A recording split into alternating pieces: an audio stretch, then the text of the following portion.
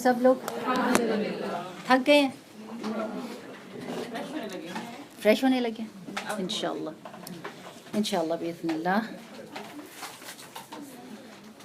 कुछ लोग क्लास में नहीं है,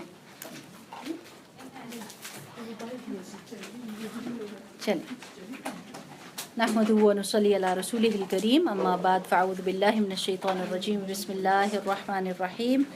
रब्बि इश्रह ली सदरी वयस्सिर ली अमरी वहलुल उक़दतम मिन लिसानी यफ़क़हू क़ौली। रब्बना ज़िदना इल्मा, अल्लाहुम्मा फ़क़्हिना फ़िद्दीन, अल्लाहुम्मा अरिनल हक़्क़ हक़्क़न वरज़ुक़ना इत्तिबाअहू व अरिनल बातिला बातिलन वरज़ुक़ना इज्तिनाबहू। इल्म का मकसद ये होता है कि जब हक़ नज़र आ जाए तो फिर उससे आँखें चुरानी नहीं होती, उसको तस्लीम करना होता है। और फिर अल्लाह सुब्हानहू तआला से ये तौफ़ीक मांगनी होती है कि अल्लाह ताला हमको इतना बहादुर बना दे कि हम हक़ को फॉलो कर सकें। ठीक है, जैसे कल हम बात कर रहे थे ना कि जब तक नॉलेज नहीं होती तो you are confused, and when you talk you make other people confused as well. वो भी कन्फ्यूज हो जाते हैं, वो भी कच्चे पक्के हो जाते हैं। लेकिन क्या वजह है कि अब कुरान पढ़ने के कौन से पारे पर हैं हम? 5th पारे पे हैं। इवन अभी आप शुरुआत में हैं, लेकिन आपका level of steadfastness is more and it is higher than others. क्या वजह हुई? क्या जी? आपको पता लगने लग गया। जब आपको पता लग जाता है किसी चीज़ से तो आपको उससे मोहब्बत हो जाती है, और मोहब्बत किसको जन्म देती है? अताअत को। आप उसको करने के काबिल हो जाते हैं, आप में ओबीडियंस आ जाती है। दूसरों को अभी पता नहीं है, इसलिए उनका कुर्बत का लेवल अल्लाह सुब्हानहू तआला से या कुरान से या रसूलुल्लाह सल्लल्लाहु अलैहि वसल्लम से वैसा नहीं है जैसा आपका है। आपने सीढ़ियाँ चढ़ना शुरू कर दिया है, अभी वो नीचे हैं, उनका व्यू इतना क्लियर नहीं है जितना आपका, क्योंकि आप ऊपर चढ़ गए हैं और आप दूर तक देख सकते हैं, वो नहीं देख सकते। सो दूसरों के साथ भी नरमी का मामला करना चाहिए। इस वक्त हमारी ज़रूरत पता है क्या है? कुछ लोग जब तक तो हम कुरान नहीं पढ़े होते और या दीन से वाकिफ़ नहीं होते तो हम बिल्कुल ही out of control, and there are no limits for us. जो दिल को अच्छा लगता है हम वो करते हैं। अब अक्सर औरतों से बातें करेंगे कि मेरे दिल को ही अच्छा लगा था।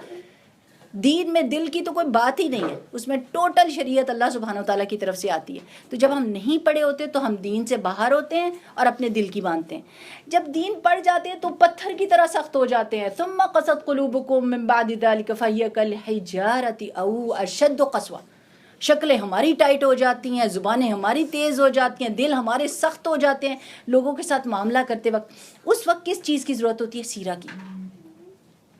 कि आपको पता होना चाहिए कि आपके प्यारे नबी सल्लल्लाहु अलैहि वसल्लम ने, जिनका इतना नॉलेज था, अल्लाह सुब्हानहू तआला ने वही के ज़रिए उनको क्या क्या चीज़ें ना दिखा दी थी, ना बता दी थी, उसके बावजूद वो अबू तालिब की मौत के वक्त तक उनसे कितना नरम मामला करते रहे। हम तो जो मुसलमान कलमा गो हैं उनके साथ इतना सख्त मामला करते हैं और इतना बुरे तरीके से पेश आते हैं, ऐसे समझते हैं कि हमको पता चल के इनको क्यों नहीं पता चला। How dare you don't know, है ना? तो सीरा क्या करती है? आपको धीरज दिलाती है, आपको काम डाउन करती है, आपको नरमी का मामला दूसरों के साथ सिखाती है। और फिर आप जब दीन के रिप्रेजेंटेटिव बनकर जाते हैं तो लोग आपको एक्सेप्ट करते हैं। जब तक सख्ती अगर आप में आएगी तो अल्लाह सुब्हानहू तआला ने क्या कहा है? लनफ़क़्तु हौलक, ए मोहम्मद सल्लल्लाहु अलैहि वसल्लम, अगर ये तो अल्लाह का एहसान है कि आप बहुत नरम मिजाज हैं, अगर आप सख्त दिल होते, सख्त गो होते तो लोग आपके इर्द गिर्द से भाग जाते जी। तो अक्सर बेशतर ऐसे होता है कि कुरान पढ़ना शुरू करते हैं तो लोग मुंतशिर होने लग जाते हैं। तो बंदा कहते हो क्या हुआ, क्या वजह होती है? आपको पता है? हाथ खड़ा करके बताएं, आपसे लोग मुंतशिर क्यों हो रहे होते हैं? सख्ती है, बात बात पे टोकना शुरू कर देते हैं। हाँ जी, एकदम से आपको नॉलेज मिल रही होती है तो हर बात पे आप अपना फतवा दे देते हैं। हाँ बिल्कुल जी, जो हाथ खड़ा करेगा उसी जी, रवैये चेंज हो जाते हैं। जी रवैये चेंज हो जाते हैं। हाँ और वही जैसे आपने बात की कि वो होता है कि हम जब समझ में, इनको क्यों नहीं समझ में आई, हाँ इनको भी हम बताएं, हाँ। और छलांग लगा देते हैं कि बताने के चक्कर में। और पता है ये बिल्कुल नॉर्मल है। یہ ہر ایک کے ساتھ ہوتا ہے جو بھی قرآن ہے. ایسا نہیں کہ آپ کوئی اسپیشل ہے. میں ابھی استاذہ کے ساتھ مل کر آئی اسلام آباد میں, تو میں نے ان سے کہا کہ استاذہ جب شروع میں جب ہم قرآن پڑھتے تھے تو کوئی کویشچن کرتا تھا جو کہ تنگ کرنے والا ہوتا تھا تو سانس چڑھ جاتی تھی, چہرہ لال ہو جاتا تھا, گرمی نکلنے لگ جاتی تھی کانوں میں سے, اور غصے سے جواب دینا. لیکن اب جب کوئی کویشچن کرتا ہے تو بندہ دھیرے سوچتا ہے کہ اس کا نالج کا لیول کیا ہے, کہاں سے شروع کروں, کس پوائنٹ سے شروع کروں تو اس تک میں پہنچ سکتی ہوں. سبحان اللہ, آپ کو سیرہ یہ بتائے گی انشاءاللہ. ٹھیک, کل ہم نے پڑھا تھا کہ ہم سیرہ پڑھے کیوں, کیونکہ اللہ سبحانہ و تعالیٰ نے اس کا حکم دیا ہے. اور سیرہ پڑھنے سے آپ کو یہ پتہ چلتا ہے کہ اللہ کے رسول صلی اللہ علیہ وسلم بشر تھے. جب پتھر ان کے جسم کو ٹچ کرتے تھے تو ان کو بھی ویسے ہی درد ہوتا تھا جیسے آپ کو کچھ لگے تو آپ کو چوٹ لگے گی. ان کو بھی دکھ ہوتا تھا, وہ بھی روتے تھے, ان کو بھی لوگوں کی باتیں ہرٹ کرتی تھی. ٹھیک ہے نا. چونکہ ہم پتہ کیا کرتے ہیں, ہم رسول اللہ صلی اللہ علیہ وسلم کو بھی ایسے پریزنٹ کرتے ہیں جیسے ایک آرٹیفیشل قسم کا ہیرو, سپر ہیرو. ان کی زندگی اور ہماری زندگی میں کوئی میچ نہیں ہے. اس طرح کا ہم ان کو بنا دیتے ہیں کہ بے شک بغیر کسی مبالغے کے رسول اللہ صلی اللہ علیہ وسلم تمام انسانیت سے اللہ کے بعد ہمارے لیے وہ اونچی چیز ہے, وہ شخصیت ہی ایسی. لیکن اللہ سبحانہ وتعالیٰ نے ان کو بشر کیوں بنایا؟ تاکہ ہم ان کی زندگی کو فالو کر لیں. ورنہ تو رول ماڈل تو نہیں ہو سکتا. کوئی فرشتہ آ جاتا تو ہم کہتے یہ تو فرشتہ, یہ تو میرے لیے رول ماڈل نہیں ہو سکتا, because he is different and I am different. مجھے درد ہوتا ہے, مجھے بھوک لگتی ہے, اس کو بھوک نہیں لگتی, اس کو درد نہیں ہوتا. تو سبحان اللہ, یہ اللہ تعالیٰ کی حکمتیں تھیں. پھر یہ کہ سیرہ اللہ سبحانہ وتعالیٰ نے ایسا معجزہ رکھا ہے کہ کافۃ للناس, رسول اللہ صلی اللہ علیہ وسلم تمام انسانیت شروع آخر سب کے لیے مشعل راہ ہیں.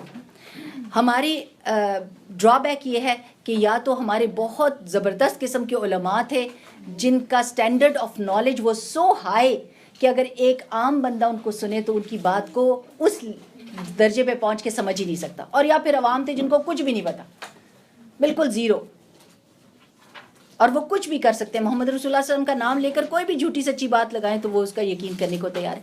مین بات یہ ہے کہ آپ ان کے بیچ میں لنک بنیں, علماء کے بیچ میں اور عوام کے بیچ میں. یہ ہمارا سٹینڈرڈ ہے جو ہم لوگ بیچ میں آ کے پڑھ رہے ہیں. ہم نہ تو عالم بن سکتے ہیں اور نہ ہم عوام رہتے ہیں جب ہم علم حاصل کر لیتے ہیں. تو ہم نے وہ لنک بیچ میں بننا ہے جو رسول اللہ صلی اللہ علیہ وسلم کی زندگی کے حالات اور واقعات کو عوام کی زندگی سے جوڑ دے. تو میری پیاری بہنوں, دو اینٹوں کے درمیان میں جو چیز لگتی ہے وہ سافٹ ہوتی ہے تو دو اینٹیں جڑتی ہیں اور مضبوط ہوتی ہیں. آپ وہ لنک بن ہی نہیں سکتے جب آپ بھی ایک اینٹ ہو تو. ٹھیک ہے نا. تو سیمنٹ بننے کے لیے وہ جو گیلا سیمنٹ ہوتا ہے اس کے لیے آپ کو نرم بننا پڑے گا. ٹھیک. اچھا, پھر یہ کہ رسول اللہ صلی اللہ علیہ وسلم کی زندگی سب سے زیادہ پریزرو تھی. قرآن کے بعد آپ کو پتہ ہے کہ رسول اللہ صلی اللہ علیہ وسلم کی احادیث کو پریزرو کیا گیا. اچھا جی, کل جو آپ نے پڑھا تھا, جتنا سبق پڑھا تھا اس کے بیچ میں ہم نے کیا کہا تھا کہ نسب نامہ یاد کرنا ہے. کسی کو یاد ہوا؟ ماشاء اللہ, چلیں بسم اللہ شروع کریں. محمد صلی اللہ علیہ وسلم بن عبداللہ بن عبد المطلب بن مطلب بن ہاشم بن عبد المناف بن قصی بن کلاب بن مرہ بن قاب بن لوئی بن غالب بن فہر بن مالک بن ندر بن کنانہ. شاباش, تکبیر. جب یہ میں پڑھ رہی تھی تو آپ زبر زیر پیش لگا لینا تھوڑا سا اس کے اوپر. اور کسی کو یاد ہے؟ جی جی جی بسم اللہ. نہیں بسم اللہ میں کہتی ہوں کہ یہ میرا طریقہ ہے. کبھی کوئی گھر میں بھی آتا ہے تو میں اس کو بسم اللہ ہی کہتی ہوں. اس کا یہ مطلب نہیں کہ بسم اللہ الرحمن الرحیم پڑھنا شروع کر دینا. بسم اللہ کا مطلب ہے شروع کیجئے. چلیں آپ کو میرا بھی پتہ چل جائے گا. آپ بسم اللہ. محمد بن صلی اللہ علیہ وسلم بن مطلب بن ہاشم بن عبد مناف بن قصی بن کلاب. ماشاء اللہ, بارک اللہ فیک, تکبیر. اللہ اکبر. اچھا جی, اب کون سے جو تھے مشہور نام تھے ایک نام کون تھا جنہوں نے بہت زیادہ کام کیا تھا؟ قصی. قصی آپ کو یاد رہنا چاہیے. کیا کیا کام کیے تھے جی؟ جس نے ہاتھ کھڑا کیا ہے وہی بولے گا. آپ کی باقی ٹیچرز میرے خیال میں آپ سے لینینٹ ہیں. جب دوسری ٹیچرز ٹائٹ ہوتی ہیں تو میں لینینٹ ہو جاتی ہوں, لیکن ادھر مجھے لگتا ہے کہ دوسری استانیاں ذرا آپ سے نرم معاملہ کرتی ہیں. جی قریش کو مکہ کے اندر لے کے آئے تھے اور انہوں نے ایک منظم قانون بنایا تھا, اور جو حاجی ان کے حاجیوں کے انتظام کیا پانی کا, کھانے کا, اور جو ہے اور جی شاباش, خانہ کعبہ کی, ویری گڈ, شاباش, اچھا یاد رکھا ہے. اچھا ان کے بعد کون مشہور ہوئے؟ قصی کے بعد کون موسٹ امپورٹنٹ؟ جی ان سے پہلے ہاشم. ہاشم نے کیا کیا تھا؟ بہت امپورٹنٹ کام کیا تھا. جی بسم اللہ. اور حاجیوں کے میزبانی تو وہ اپنے قصی کو فالو کر رہے تھے. اور کیا کام کیا تھا؟ اور میں پڑھتی ہوں. شوربے میں روٹی سافٹ کر کے کھانے کا, وہ میں نے بتایا نا کہ قصی کو فالو کر رہے تھے, یعنی یہ چیزیں آلریڈی ان کا. جی آپ بتائیں ہما. شاباش. ایک امپورٹنٹ چیز ہاشم کے ساتھ اگر آپ جوڑ لیں گی نا, he was very rich. Why? Because he created this route کہ کہاں سے اگر سارے حاجی ہمارے مکہ میں آ رہے ہیں, why we go out and sell the stuff, why don't they come, when they come we are going to do the business and we stay here. تجارت. انہوں نے یمن سے انڈین چیزیں منگوائیں اور افریقن منگوائیں, اور شام سے رومیوں کی چیزیں منگوائیں, جو کپڑے یا جو کچھ بھی ادھر سے مسالے, ادھر سے یہ چیزیں, اور ایک جگہ پہ رکھتے تھے. حاجی آتے تھے, خریدتے تھے, اور وہ بہت زیادہ امیر ہو گئے, جس کی وجہ سے وہ اتنی سخاوت کیا کرتے تھے. تو آپ نے سورہ قریش کے ساتھ کس کو جوڑ کے رکھنا ہے؟ ہاشم کو, کہ انہوں نے یہ طریقہ ایجاد کیا تھا. پھر اس کے بعد مطلب کون تھے؟ ہاشم کے وہ بیٹے تھے جب انہوں نے وہاں پہ ہاشم کے بیٹے تھے مطلب. شاباش, بھائی تھے ہاشم کے. ہاشم کے بھائی تھے جب وہ گئے. ابھی عبد المطلب کی بات نہیں کری, مطلب کی بات کری ہوں. مطلب کو جب پتا چلا کہ ہاشم نے شادی کی اور وہ فوت ہو گئے, یہ وہی غزہ ہے جہاں پر اب لڑائی ہوتی ہے, اور یہ غزہ کی پٹی نہیں آپ پڑھتے, وہاں پر غزہ ہاشم اس کو کہتے ہیں. تو غزہ میں وہ فوت ہو گئے. تو مطلب کو پتا چلا کچھ سالوں کے بعد کہ میرا بھتیجا وہاں پر ہے, تو وہ لینے کے لیے گئے. چونکہ ان کی شان ہی نرالی تھی تو ان کی ماں نے کہا یہ لے. اب سبحان اللہ, ذرا غور کریں.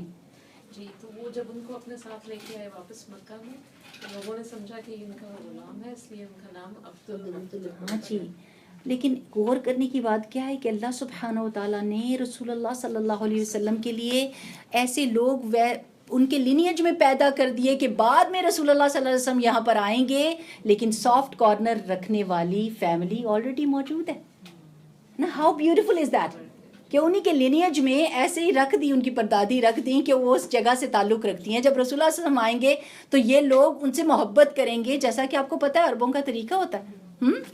اچھا, ان کو پھر اب عبد المطلب نے کیا کام کیا؟ اب کوئی اور بتائے نا. جی آپ بتائیں. کنویں کی کھدائی کی, جو کس قبیلے نے اس کو پارٹ دیا تھا, اس کو اسٹریٹ کر دیا تھا؟ بنو جرہم نے کر دیا تھا, کیونکہ وہ نکلے تھے جب, تو انہوں نے کہا کہ ہم نہیں تو کوئی بھی نہیں, اب زمزم. اور پھر عبد المطلب کو خواب آئے تھے بار بار, اور جگہ کی نشاندہی بھی کی گئی تھی, اور انہوں نے اس کو کھودا تھا. اب رسول اللہ صلی اللہ علیہ وسلم کی پیدائش سے پہلے ہی اسی سال میں ایک ایسا واقعہ پیش آ گیا جس کی وجہ سے اب یہ سال کو یاد رکھیں گے, ٹھیک ہے نا؟ جی بسم اللہ. جی ہاتھی والوں کا واقعہ, ماشاء اللہ, بارک اللہ فیک. اس زمانے میں کوئی ڈیٹس کو پریزرو نہیں کیا جاتا تھا کسی طریقے سے نہیں, سوائے اس کے کہ کوئی واقعہ پیش آ جائے اور اس واقعے کو یاد رکھ کے, اور یہ اس ایونٹ کو یاد رکھتے تھے. Page number 32. اللہم صلی علی محمد وعلی آلہ وصحبہ وازواجہ وبارک وسلم علیہ. آپ صلی اللہ علیہ وسلم کے والد گرامی عبداللہ عبد المطلب کے سب سے خوبصورت پاک دامن اور چہیتے لڑکے تھے. انہیں ذبیح بھی کہا جاتا ہے. ذبیح کا مطلب ذبح ہونے والا. اس کی وجہ یہ بنی کہ زمزم کی کھدائی کے دوران جب کنویں کے نشانات برآمد ہوئے تو قریش نے بھی عبد المطلب ناموں کو آپ نے بالکل صحیح بولنا ہے. جیسے آپ کا اب ساجدہ ہو تو میں سجیدہ کہوں تو آپ کیا کہیں گی؟ آپ کہیں گی ایکسکیوز می, پروناؤنس مائی نیم ویل, تو پھر وہ ان کے بھی نام صحیح بولنے ہیں, ٹھیک ہے نا. اس کی وجہ یہ ہوئی کہ زمزم کی کھدائی کے دوران میں جب کنویں کے نشانات برآمد ہوئے تو قریش نے بھی عبد المطلب کے ساتھ شرکت کرنی چاہیے. انہوں نے کہا ہمارا بھی حصہ ڈالو اس میں, ہم بھی تمہارے ساتھ اس میں شریک ہیں نا. جیسے آپ کی کیا ہوتی ہے, کوئی پراپرٹی ہو اور اس میں کوئی کہے کہ میں بھی پراپرٹی میں حصہ دار بنتا ہوں, تو دیٹس اے بگ تھنگ. عبد المطلب نے کہا نہیں. یہ دیکھ کر عبد المطلب نے نظر مانی کہ اللہ ان کو 10 لڑکے اگر دیے اور ہر ایک مقابلے کے لائق ہوا تو ان میں سے ایک کو اللہ کی راہ میں ذبح کریں گے. یہ پرانے عربوں کا طریقہ تھا کہ وہ کوئی نہ کوئی نظر مان لیتے تھے, چاہے وہ اچھی یا بری ہے جیسی بھی ہے, پر نظر انہوں نے مان لی کہ میرے اگر 10 لڑکے ہوئے اور وہ ایسے جوان کڑیل ہوئے کہ مجھے پروٹیکٹ کر سکے ایسے لوگوں سے جو اس وقت مجھے ڈرا رہے ہیں, دھمکا رہے ہیں اور میری چیز پر قابض ہونے کی کوشش کر رہے ہیں, تو میں ان میں سے ایک کو ذبح کر دوں گا اللہ کی راہ میں.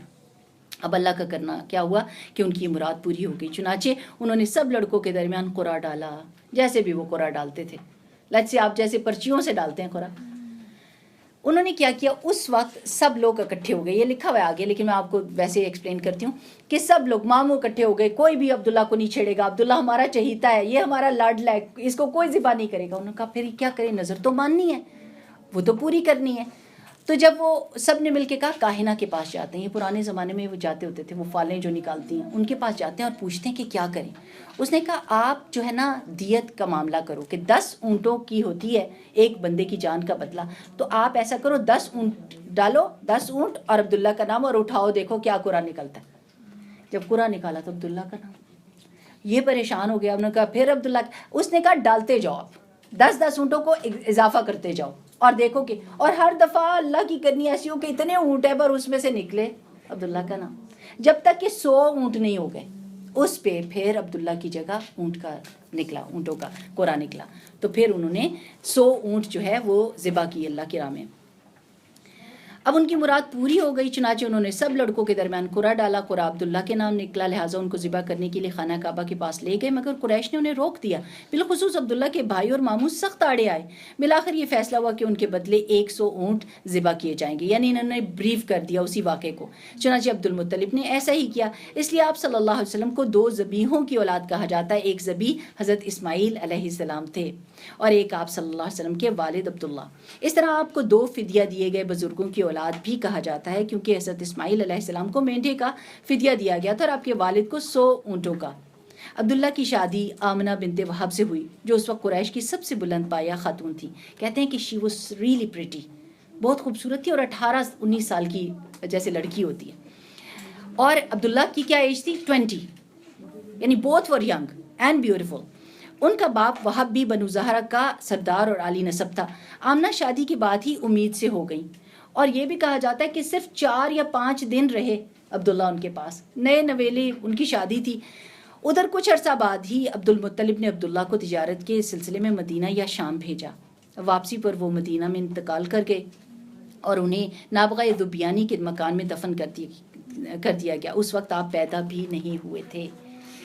سوچے رسول اللہ صلی اللہ علیہ وسلم یتیم پیدا ہونا جا رہے ہیں, اور اللہ سبحانہ و تعالیٰ نے قرآن پاک میں آپ کو پتہ ہے کہ کن 2 معاشرے کے بندوں کے اوپر بہت زور دیا ہے, یتیم اور عورتوں اور یتیم کے اوپر. تو اور رسول اللہ صلی اللہ علیہ وسلم بھی جب بھی آپ اگر احادیث یتیموں کے اوپر پڑھنے لگ جائیں کہ قیامت کے دن یتیم کی پرورش کرنے والا اور میں ایسے ہوں گے, جنت میں میرے ساتھ ہوگا, ظاہر ہے رسول اللہ صلی اللہ علیہ وسلم کو اپنا بچپن بھی تو یاد آتا ہوگا نا, کہ یتیم ہونا اٹس اے بگ تھنگ, کہ جس کے پاس یہ کمی ہوتی ہے کہ باپ نہ ہو اس کے سر کے اوپر, اور اس کی ہر خواہش دیکھیں نا باپ سے جڑی ہوتی ہے. ماں نہیں مانتی تو بچہ کیا کرتا ہے, باپ سے اظہار کرتا ہے. تو سبحان اللہ سبحانہ و تعالیٰ نے اپنے پیغمبر کو اتنی مشکلات جو آپ ساری ان کے بچپن میں سے آپ پڑھیں گی, آپ یہ دیکھیں گی کہ بچے اتنی پروٹیکشن نہ ہونے کے باوجود بھی اچھے طریقے سے پل سکتے ہیں. یہ جو ہم جملے سیٹ بنا لیتے ہیں نا, ہائے بیچارے کے اوپر ماں باپ کا سایہ ہی نہیں تھا تو کیا کرتا, یہی ہونا تھا اس کے ساتھ, غلط بات. جب ہم دیکھتے ہیں کہ ہمارے پیارے نبی صلی اللہ علیہ وسلم سب سے برے معاشرے میں جس میں ہر چیز کھلے عام موجود تھی, اس معاشرے میں رہ کر بھی اچھے طریقے سے پل گئے, تو کوئی بھی بچہ پل سکتا ہے. دعا کی ضرورت ہوتی ہے اور اللہ سبحانہ و تعالیٰ پہ توکل کرنا ہوتا ہے. پیدائش. آپ صلی اللہ علیہ وسلم مکہ مکرمہ میں شیب بنی ہاشم کے اندر موسم بہار میں پیدا ہوئے. یہ 2 شنبہ یعنی سوموار کی صبح تھی. ربیع الاول کی 9 اور کہا جاتا ہے 12 تاریخ تھی. سال وہی تھا جس میں ابرہہ نے مکے پر حملہ کیا تھا. کنفرمڈ بات کیا ہے کہ سال پکا پتہ ہے, ڈیٹ کا پتہ نہیں ہے. 8 2 12 10 اور باقی 12 کے علاوہ کی جو ڈیٹس ہیں ان کی اسناد زیادہ اسٹرانگ ہے 12 سے. لیکن ابھی میں آپ کو بتاتی ہوں کہ یہ کب سے 12 تاریخ کو اہمیت دی گئی. دن بھی کنفرم ہے. جی دن بھی کنفرم ہے سوموار. ہاں جی, چونکہ وہ اپنے ساتھ ہاتھی بھی لایا تھا, اور عربی میں ہاتھی کو فیل کہتے ہیں, اس لیے اس سال کا نام عام الفیل پڑ گیا. اس روز اپریل 571 عیسوی کی 22 تاریخ تھی. پیدائش کے وقت دایا کا کام حضرت عبد الرحمن بن عوف رضی اللہ تعالیٰ عنہ کی والدہ شفا بنت عمر, اب اس کو عامر پڑھیں گے, کیوں؟ کیونکہ آگے واو لگا ہوا ہے. میں نے آپ کو کل سمجھایا تھا نا, اس کو عمرو نہیں پڑھنا, عامر نے انجام دیا. جب آپ صلی اللہ علیہ وسلم پیدا ہوئے تو آپ کی والدہ نے خواب میں دیکھا کہ ان کے جسم سے ایک نور نکلا ہے جس سے ملک شام کے محل روشن ہو گئے ہیں. کبھی آپ نے ایسے کوئی خواب دیکھا؟ کبھی خواب میں اشارہ ہو جاتا ہے نا کہ کوئی خیر آنے لگتی ہے تو آپ کو پتہ چلتا ہے, تو آپ کہتے ہو اس خواب کی تو بڑی اچھی تعبیر. آپ اٹھتے بھی ہیں تو فریش فیل کرتے ہیں. تو اچھا خواب کیا ہوتا ہے؟ اللہ سبحانہ و تعالیٰ کی طرف سے ایک بشارت سی ہوتی ہے نا.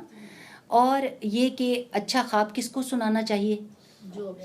جو آپ کا ہمدرد ہو اور جو آپ سے جیلس نہ ہوتا ہو. ٹھیک ہے, ایسے ہم اسی کو جا کے سناتے ہیں جو جیلس ہونا کہ خواب سنے گا تو صحیح جیلس ہوگی کہ اب مجھے کوئی خیر, وہ الٹا حساب ہو جاتا ہے. اگر وہ کوئی تعبیر کر دے گی تو وہ ہو جاتی ہے چیز. سو سچا خواب بھی, اچھا خواب بھی ان لوگوں کو سنانا چاہیے جو آپ کے ہمدرد ہوں اور جو آپ کو دعا دیں برکت کی. اور برا خواب آئے تو کیا کرنا چاہیے؟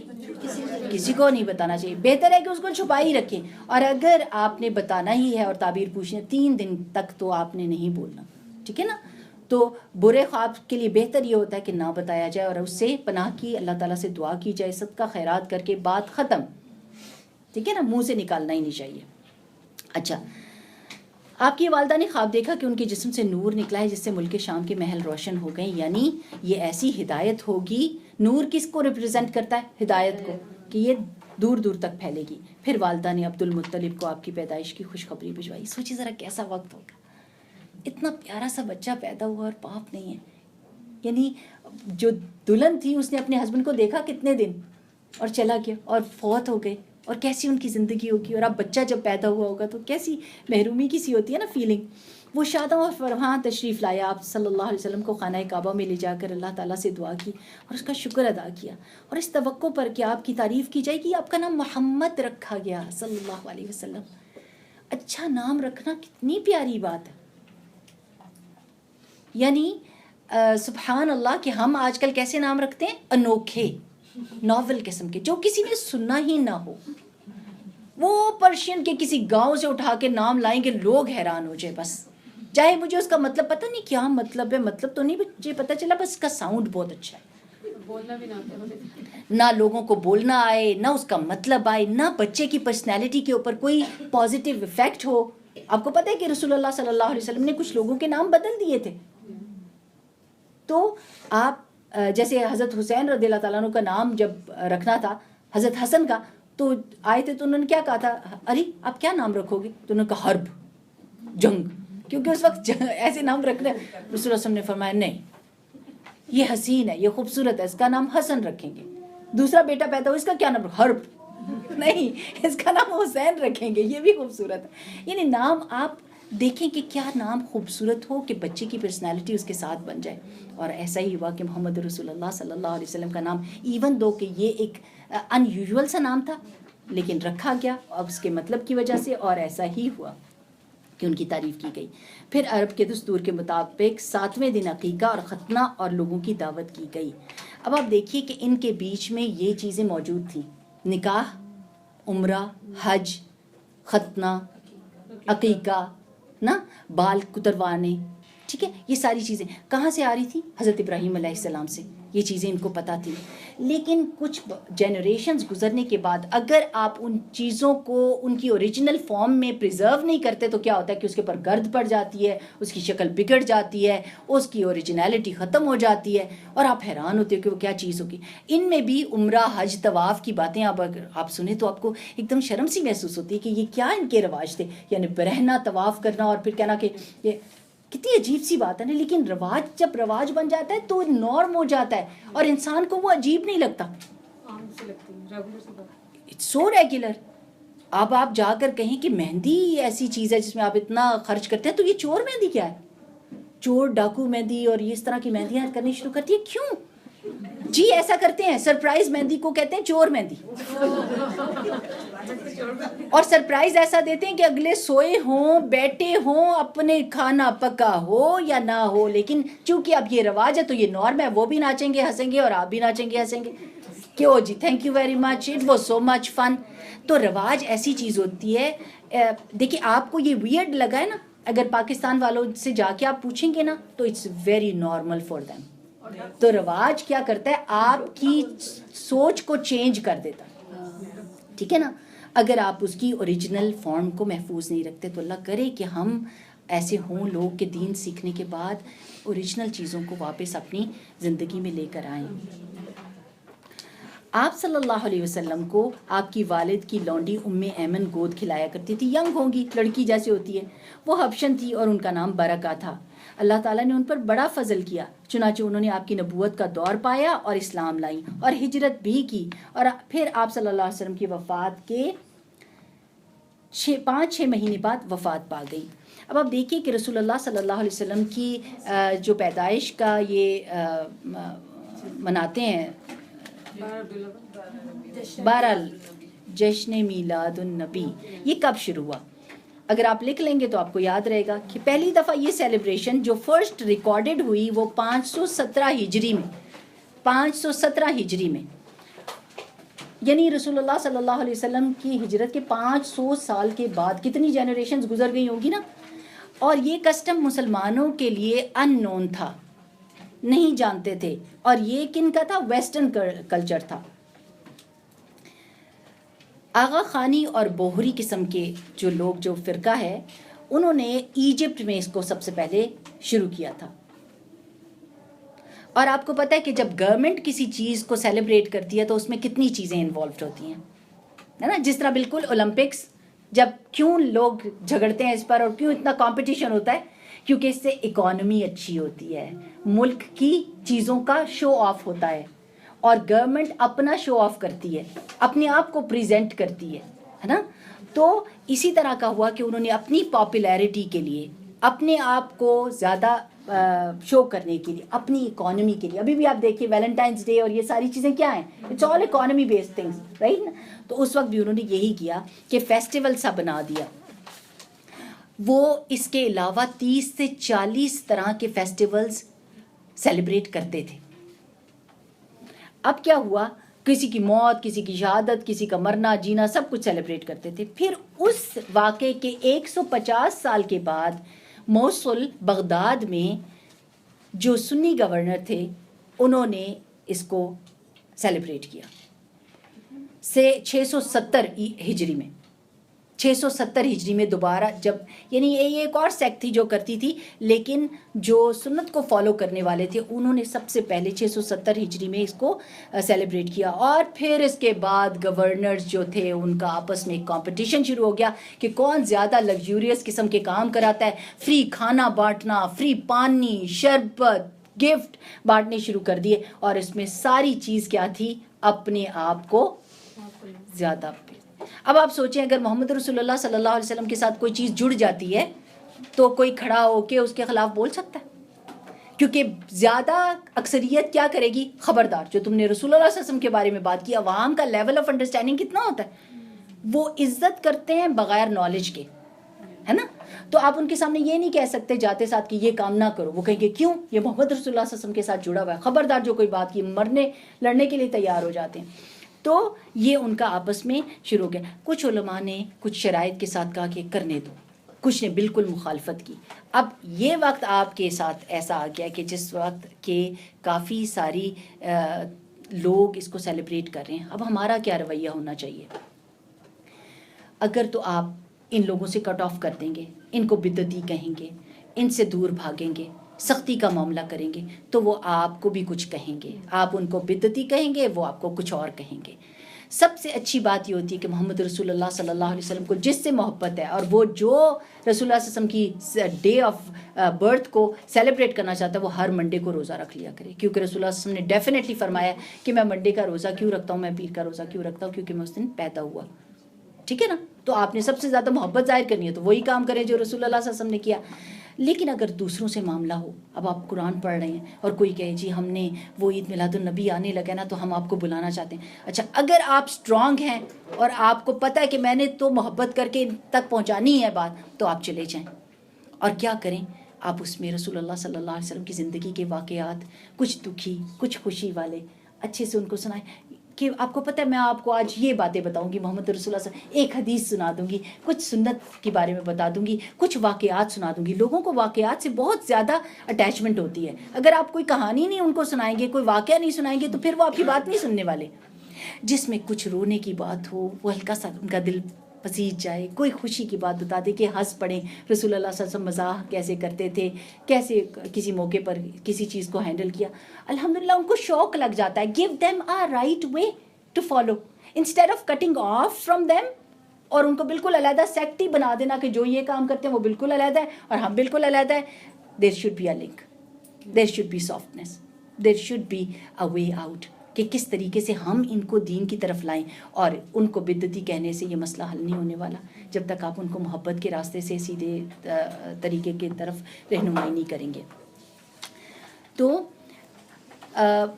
کس نے کون سب سے پہلی تھی جو رسول اللہ صلی اللہ علیہ وسلم کو گود میں کھلاتی تھی؟ امّے, اور ان کا نام کیا تھا؟ برکہ. رضاعت یعنی دودھ کس نے پلایا؟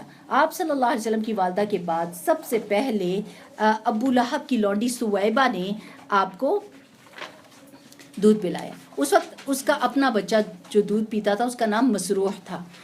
سویبہ نے آپ سے پہلے حضرت حمزہ بن عبد المطلب کو اور آپ کے بعد ابو سلمہ بن عبد الاسد مخزومی کو بھی دودھ پلایا تھا, لہٰذا یہ تینوں آپ کے رضائی بھائی ہوئے. اب آپ ایک واقعہ سنیں گے بہت ہی ضعیف قسم کا ہے کہ ابو لہب کہتا ہے کہ وہ جس ہاتھ سے میں نے سویبہ کو آزاد کیا تھا, یعنی سویبہ نے آ کے بتایا تھا ابو لہب کو کہ آپ کا بھتیجا پیدا ہوا, تو اس نے کہا جاؤ میں نے تمہیں آزاد کیا. تو کہتا ہے سب جسم کو میرے عذاب ہو رہا ہے, لیکن وہ ہاتھ یا وہ انگلیاں جس سے میں نے یہ اشارہ کیا تھا وہ جو ہے نا. تو سبحان اللہ, ہمارا دین جو ہے وہ خوابوں پہ بیس ہی نہیں کرتا. آپ سنیں گے کہ میوزک کے ساتھ اللہ تعالیٰ کی تعریف کیوں کی گئی؟ کیونکہ ایک بزرگ نے خواب میں دیکھا کہ ہندو تو مسلمان ہوں گے نہیں جب تک ان کو انہی کے طریقے سے یعنی میوزک کے ذریعے سے نہیں بلاؤ گے, تو چلو تم اللہ کی تعریف میوزک کے ساتھ ہی کر دو. اللہ نے جس چیز کو حرام کیا, رسول اللہ صلی اللہ علیہ وسلم نے جس چیز کو حرام کیا, اس کے ذریعے سے, حرام کے ذریعے سے کبھی آپ لوگوں کو بلا نہیں سکتے دین کی طرف. ٹھیک ہے نا؟ تو جو بالکل چیز جس کے اوپر بین لگا ہوا ہے وہ کام نہیں کر سکتے. تو خوابوں پہ ہمارا دین بیس نہیں کرتا, ہمارا دین شریعت پہ بیس کرتا ہے. حلیمہ سعدیہ کی گود میں عرب کے شہری باشندوں کا دستور تھا کہ وہ اپنے بچوں کو شہری بیماریوں سے بچانے کے لیے ان دودھ پلانے والی بدوی عورتوں کے حوالے کر دیا کرتے تھے. یہ بھی بڑے مزے کی بات ہے کہ یہ ایلیٹ لوگ کیا کرتے تھے. معزز خاندان جن کا درجہ بہت لوگوں عوام سے بلند تھا, وہ یہ کام کیا کرتے تھے کہ اپنے بچوں کو جیسے ہی وہ پیدا ہوتے تھے ان کی کچھ خاص باتیں تھیں. ایک تو یہ کہ وبا بہت پھوٹتی تھی شہروں کے اندر, اور موسٹلی ابھی بھی آپ جائیں تو مکہ مدینہ میں بہت وبائیں پھوٹتی ہیں کیونکہ بہت سارے لوگ وہاں پر آتے ہیں. آپ کو پتہ ہے نا, سارے قافلے ادھر آتے ہیں, تب بھی آتے تھے ابھی بھی آتے ہیں. تو جس طرف سے لوگ آئیں گے اپنے ساتھ جراثیم لے کر آئیں گے اور وہاں پر وبا پھوٹ جائے گی, اس سے بچے بیمار رہتے تھے. تو ان کا یہ طریقہ تھا بچے پیدا ہوتے ساتھ ادھر گاؤں میں بھیج دیں اور ادھر ان کو اچھا کھانا ملے, اچھی آب و ہوا ملے, یہ اسٹرانگ ہوں, اور پھر ساتھ میں ان کی لینگویج, کیونکہ سلینگ لینگویج موسٹلی شہروں میں ہوتی ہے. جس ملک کا آئے گا, آپ نے کیا, اب میں آپ سے پوچھوں براؤن کو اردو میں کیا کہتے ہیں, آپ کہیں گے کیا کہتے ہیں؟ ٹھہرے سوچنے دیں. او مائی گاڈ, کیا کہتے ہیں؟ اچھا آپ بتائیں کیا کہتے ہیں. یعنی سمجھ ہی نہیں آتی کہ براؤن کو کیا کہنا ہے. میں ویسے آپ کو مثال دیتی ہوں, آپ کو پتہ ہوگا کہ خاکی کہتے ہیں, پر اینی ویز یا جو بھی کہتے ہیں. دیکھیں نا, نہیں سمجھ آتا کہ رائٹ ورڈ کیا ہے. تو جب آپ بہت سارے لوگ ایک جگہ پہ اکٹھے ہوتے ہیں, کہیں سے فرینچ کا ورڈ لے لیا, انگلش کا ورڈ لے لیا, پرشین ورڈ لے لیا, اردو کا لے لیا, but you can not explain your heart with one language. تو وہ کیا کرتے تھے, اپنے بچوں کو بھیجتے تھے کہ یہ پیور لینگویج ادھر سیکھیں اور یہ سلینگ لینگویج سے دور رہیں نا. How beautiful is that. رسول اللہ صلی اللہ علیہ وسلم نے پھر حدیث آتی ہے کہ مجھے اللہ تعالیٰ نے جوام الکلام دیا ہے, کہ یعنی میں چھوٹی بات کرتا ہوں لیکن اس میں بہت سمندر چھپا ہوا ہوتا ہے. تو انہوں نے کیا کیا کہ عربی زبان خالص اور ٹھوس ہو جائے, اسی دستور کے مطابق عبد المطلب کو بھی دودھ پلانے والی دایا کی تلاش تھی. ادھر بنو سعد بن بکر جو مشہور تھے نینیز کے لیے, یہ قبیلہ کیوں مشہور تھا کہ یہ بچوں کی ٹیک کیئر کرتے تھے. بن حوازن کی کچھ عورتیں اسی غرض سے مکہ آئیں اور اس کے روبرو آپ کو بھی پیش کیا گیا. کہتے ہیں کہ ایسے کیا کرتے تھے کہ سارے لوگ جیسے ہی ان کا قافلہ آتا تھا ان عورتوں کا, تو یہ اپنے بچوں کو لے کر باہر کھڑے ہو جاتے تھے بات چیت کرنے کے لیے, کتنا ڈیل کرتے تھے نا کہ کتنا پیسہ لوگی بچے کو لینے کے لیے. اب جب رسول اللہ صلی اللہ علیہ وسلم کو لے کر عبد المطلب باہر کھڑے ہوئے تو جو بھی دایا آتی تو وہ کویشچن یہ ہوتا کہ اس کا باپ کون ہے. تو وہ کہتے کہ فوت ہو گیا, کون سپورٹ کرے گا, پیسے بھی کم, ہے تو معزز ترین خاندان. اور اکثر ہم بھی ایسے دیکھتے ہیں کہ معزز ترین خاندان ہوتے ہیں لیکن پیسے کی اتنی فراوانی نہیں ہوتی, تو ہر کوئی دایا ان کو چھوڑتی جائے. مگر جب انہیں معلوم ہوتا کہ آپ صلی اللہ علیہ وسلم یتیم ہے تو آپ کو لینے سے انکار کرتے تھیں. ایک خاتون حلیمہ بنت ابی زویب کو کوئی بچہ نہ ملا. کیوں؟ کیونکہ ان کی جو سواری تھی وہ بہت ہی لاغر تھی اور وہ سب سے اینڈ میں پہنچے, اور اتنی دیر میں لوٹنے والے لوٹ کے لے گئے. سمجھے وہ یہ کہ ہم لوٹ کے لے گئے, لہٰذا انہوں نے مجبوراً آپ ہی کو لے لیا, کیونکہ انہوں نے اپنے ہسبینڈ سے بات کیا کہ دیکھو یہ تو بڑی بری بات ہوگی اور بڑی بے عزتی کی بات ہوگی کہ ہم اتنی دور آئیں اور سب کو کوئی نہ کوئی بچہ مل گیا اور مجھے نہ ملے. تو اور ویسے بھی یہ یتیم ہے, چلو لے لیتے ہیں. اور دونوں نے آپس میں بات کر کے ان کو لے لیا. مگر جب لے لیا تو ان پر خوش قسمتی کا ایسا دروازہ کھلا کہ دنیا حیرت زدہ رہ گئی, جس کی ایک جھلک آپ آئندہ سطور میں ملاحظہ کریں گے. حضرت حلیمہ کے والد ابو زویب کا نام عبداللہ بن حارث تھا اور وہ آپ کے رضائی نانا بھی ہوئے صلی اللہ علیہ وسلم کے. حلیمہ کے شوہر کا نام حارث بن عبدالعزیٰ تھا اور دونوں ہی قبیلہ سعد بن بکر بن حوازن سے تعلق رکھتے تھے. اور یہ یاد رکھیے کہ یہ وہ قبیلے تھے جن پہ یہ ٹرسٹ کیا کرتے تھے. ایسے نہیں کہ کوئی بھی آ گیا قبیلہ اور آ کے کہا جی لاؤ جی اپنے بچے ہمارے والے کر دو, نو. اس طرح حارث کے بچے بچیاں آپ کے رضائی بھائی بہن ہوئے, جن کے نام یہ ہیں عبداللہ, انیسہ, یونیسہ, جدامہ, جن کا نام لقب شیمہ تھا, اور اسی سے وہ مشہور ہوئیں. اور شیمہ کے بارے میں آتا ہے کہ وہ رسول اللہ صلی اللہ علیہ وسلم کو بہت گود کھلایا کرتی تھی. وہ قدرے بڑی تھیں اور آپ کو گود کھلایا کرتی تھیں. اب آپ دیکھیں گے کہ ایک یتیم بچے کے سر پر ہاتھ رکھنے کی وجہ سے حلیمہ کے پاس کتنی خیر آئی, اور اسی سے ہم کو بھی بہت سارے سبق ملیں گے انشاءاللہ. کل آپ سوچ کے آئیے اس کے بارے میں, اور پھر میں آپ کو بتاؤں گی کہ آج کل کے دور میں بھی آپ کس طریقے سے یتیم بچوں کو ڈھونڈ کے اور ان کی سرپرستی کر کے آپ بھی خیر سمیٹ سکتے ہیں انشاءاللہ تعالی. ٹھیک ہے, بارک اللہ فیکم, سبحانک اللہم و بحمدک, نشہد ان لا الہ الا انت, نستغفرک و نتوب الیک. مجھے پتہ ہے کہ آپ بیٹھے بیٹھے بہت تھک جاتے ہیں. ایون اگر آپ تھک جاتے ہیں نا کلاس کے دوران تو کھڑے ہونے کی تو اجازت ہے. الحمدللہ اس میں تو پتہ نہیں